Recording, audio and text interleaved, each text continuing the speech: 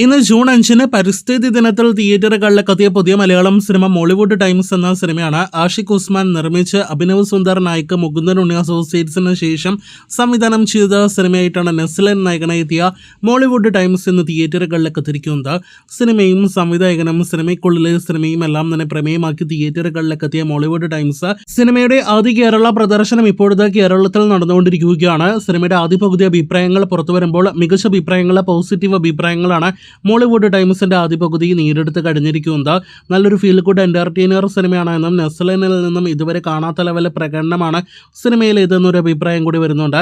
സിനിമയുടെ പ്ലോട്ട് എല്ലാം തന്നെ ഒരു ഫെമിലിയർ പ്ലോട്ട് തന്നെയാണ്. ഉദയനാണ് താരത്തിന്റെ ഒരു വൈബെല്ലാം തന്നെ സിനിമ നൽകുന്നുണ്ട്.